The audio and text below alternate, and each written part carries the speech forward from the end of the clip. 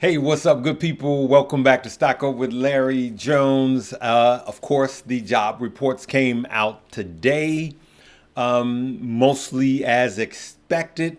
And today is also Good Friday, so the markets are closed. Hey, if you're new to the page, take your finger and hit that like, subscribe, notification bell. This is Stock Up with Larry Jones. We are a family that helps each other to make money. All 595-ish thousand of us, okay? This episode is sponsored by Stock Up You. There will be a link in your upper right-hand corner. Listen, if you've been trading for under 5 years, you need this course, okay? There'll be yet another new class released this Monday. Every Monday, we've been constantly releasing new classes. So make sure you check out the top link below. Learn more, earn more, okay? So what I'm going to do is play you an excerpt from this morning's jobs, and we will go from there, right? Here we go. Rick Santelli, what's the number? Yes, the March jobs report everybody's expecting. I'm monitoring the wires. It should be hitting, and here it comes. Expecting 230,000 non-farm jobs. 236,000, very close to expectations. And if you consider manufacturing was down 1,000 less than the 4,000 to 5,000 many were expecting. Let's get into the meat of this, shall we? The unemployment rate drops from 3.6 to 3.5. The best it's been, or the lowest I should say it's been, was 3.4. That was January, unless there's any longer-term revisions. Up 0.3 on average hourly earnings. That's a month-over-month level. That follows up 0.2, and exactly as expected. And if you take a longer view, year over year on average hourly earnings, it's up 4.2%. 0.1 lighter than expectations, 0.4 lighter than the rearview mirror at 4.6. And 4.2 is the lowest level, post-COVID. That's the lowest post-COVID level. It had been July of 22 at 4.3. We usurped that. That is significant. And if you look at the average weekly hours per employee, 34.4, that's 0.1 lighter than expectations, 0.1 lighter than the rearview mirror. And this is also equal to the shortest week, which was December of 22. And it's been steadily moving down. Many employers probably don't feel like they need to overwork or get more out of every worker because it's more about layoffs and slowdowns at this point. Labor force participation. This is a biggie, huge, a new post-COVID high, 62.6, which is exactly what it was in March of 2020, right on the cusp of COVID. It was 63.3 in February, just before COVID. The underemployment rate, or U6, 6.7. That follows 6.8. The best or the lowest it's been is 6.5, and like the general unemployment rate, that was in December, the last month of last year. We see that the interest rates, well, they have moved a bit higher. The cash market actually is open till noon, and yields have just popped to about 336. But the futures at the CME have also popped out. Futures are a bit higher. The markets are going to be thin. Many customers aren't going to be able to move any huge amount of size, but this report is generally about as expected. The 2-month revision was worth 17,000. We took away 17,000. And if we put this in the context of yesterday's big revisions, benchmark revisions on initial and continuing claims, my feeling is the Fed ought to be paying a lot more attention to some of the issues that may be showing a slowdown or at least a less tight labor market. And quickly here, I don't mean to take too much time, we're seeing revisions now. I said minus 17,000. Let's put a face on that. So last month's 311,000 now moves to 326,000, which means the bulk of those revisions were in the previous month. Hey, so there you have it, good people.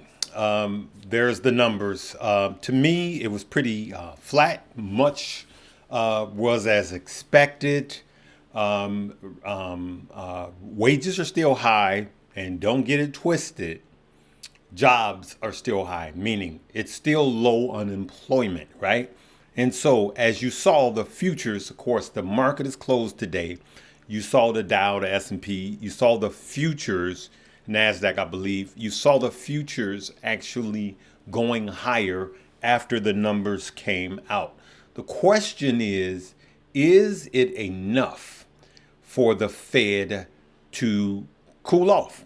Is it enough for the Fed to go from hawkish, meaning aggressive, to dovish, meaning less aggressive, right?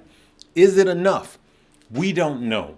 But I absolutely think that he's going to go 25 basis points on the next Fed meeting. I believe that he is going to go at a minimum of another 25 basis points before he goes to neutral. And I know I stand alone. I believe that things are underlined really bad. And I don't believe that we'll have a smooth landing. I believe we'll have a rough landing, causing the Fed to reverse. Now, I know that sounds negative to some of you guys. I get it. Like, Larry, what's with all the bad news? No, the Fed pivoting and actually reversing is a good sign. When the Fed starts to reverse his interest rates, that is another signal for me to start buying. Now, you do you, I'm going to do me. Remember, you have to do your own research. This is not get like Larry. Remember, anything I say is not a suggestion for you to buy, hold, or sell. But this is what I see. And so far, it seems like I have a clearer vision than the Fed does. And yelling out there, yelling. You know, I'm going to start using that as a catchphrase. Man, you just like Janet. You always yelling. So, and so good people, here we are with the job numbers. Really wasn't bad. It wasn't a lot of job creation.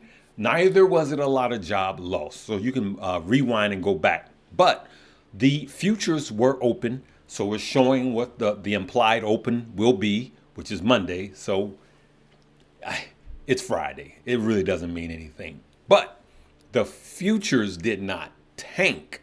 So that was a good sign. So now we have to wait the entire weekend to find out what's happening.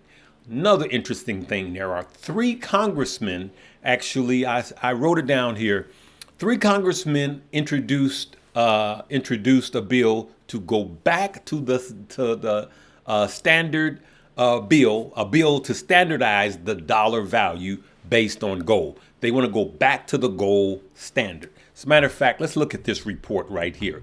This is very interesting. For those of you that really don't know that were young enough, or you're too young and you're not old enough to remember, the dollar used to be bagged by gold, right? That was done away with in the 70s by a president, okay? And now the dollar has no true centric value, right? The dollar really doesn't have true value, right? I know it's a word I'm trying to think of. It'll come to me in a minute. But the dollar really has no value because it's just paper. Because what is it bagged by? Your promise. It's a promissory note, okay? It has to have something that makes it valuable, just like in crypto, right? If you really have a stable coin, what is it bagged by? So to me, a stable coin, dollar for dollar, needs to be bagged by what? The American dollar. But what is the American dollar backed by? It needs to be and used to be gold, right? So here you see 3 congressmen introduced gold standard bill to stabilize U.S. dollar value, right? We're trying to go back to the gold standard, right? I believe it was Nixon that done away with it. Let's go here. If passed U.S. Treasury bill, that was one of this. Okay. Let's blow this up a little bit. This means the Federal Reserve note will become fully redeemable and exchangeable with gold at the new price. I'm sorry. In such a scenario, the U.S. Treasury and its gold reserve will support the Federal Reserve banks as a guarantor. Okay? And so there you have it. This would help shore up some of the banking problems, right? that was happening. And for those of you that don't believe I'm an independent, that was on Trump's watch. Okay. So all of these presidents have things that they did. So under the Trump administration, they went lighter on the banks and took off some of the requirements, which help cause some of this run on the bank. Okay. So there's things that all of these presidents did right, and there's some things that they did wrong. I know some of you out there thinks that he walks on water and he craps out gold, but even he has his flaws. Well, we're not going to go into that. Okay. So and you or I would not do the such an outstanding job being the president of the United States. You're just not going to get everything right or wrong. I am an independent, so let's not get into politics. Yeah, but they did this. We're just looking at the facts as it pertains to our money, right? So let's look at some of these gold stocks. Let's look at this. Barrick Gold, Gold Resource, which is GORO. A lot of people ask about that. Let's look at how gold is performing, okay? Look at that. Look at over the last 5 days. As you can see, Gold Fields, these are just some of the ones I pulled up, looking good. Look at that, 9%. GORO up 6%. Barrick Gold up 5%. Let's go over the last month, okay? Look at how gold is killing it. Barrick Gold is up 25%. GORO is up almost 24%. But this Gold Fields, which I wish I had some, I don't wish I had some, it's up 62%. Let's go year to date. Look at that. GORO is still down, but these are up. Gold Fields is up. But since this has happened, all gold in the last month, as you can see, have rebound. And rebound actually really, really good if you look at it. I mean, looking down here, some 18%, 27%, precious metals. And here's another one that's 44%. Let's see if I can get that come up. Look at that one, 44%, right? Let's go year to date on that one. Yeah, still up nicely, actually. But Gold Fields Limited seems to be doing really well. All right. You guys can see how my voice went down because I'm going, man, I need to be in this play. All right. So the question is, are the numbers we getting accurate as far as the job numbers? I'm going to end by saying this. I don't believe so. Just like I said on my video yesterday. Travel and leisure. We got airlines. We got hotels. We got restaurants that had to lay off. Some of them had to lay off 70% of their staff, right? But they've only hired back 40% of their staff. You stayed in hotels. When was the last time they just automatically clean your room, right? You have to go and request for a room cleaning. Why? Because they are understaffed. So these are the companies that's doing all of the hiring, right? So these numbers are skewed to me. This is just me, right? And so then we have tech that is having all of the layoffs, right? But those are not the jobs that reflect in here because it hasn't hit, middle class or small businesses or middle sized to small businesses, right? But travel and leisure are the ones that are doing all of the hiring because you and I are going into debt, putting money on our credit cards because we have travel revenge. You see how these job numbers are skewed? This is just me. So we have to look with that third eye and stop looking the way we normally look and see the big picture. The yield curve is still inverted. And now it's what's happening with the banking and tightening credit. Tightening credit will be the final countdown, as the song says. Okay. So, hey, good people, I know I say right. I say that a lot. I go right a lot. I'm going to have a tip jar and every time I say right at the end of a video, I'm going to just put $1 in there. We can just go and watch that. And then I'll probably have a competition where you guys post your Cash App. Whoever wins, don't do it right now. Whoever wins, I'm just going to give it all away because I'm trying not to say right so much, right? It's just a habit, good people. I'm trying to break it. Hey, make sure you check out the top link below. Today is all about the class, the class, the class. Stock Up University, aka Stock Up U, is for you. All right, we're going to have a great weekend. We're going to see what these job numbers really meant to the market on Monday. I plan on going live Monday. I plan on getting some sleep and being clean shaven by Monday. I just been working a lot of good people. Have a blessed weekend. Remember, this it's Easter Sunday, all right?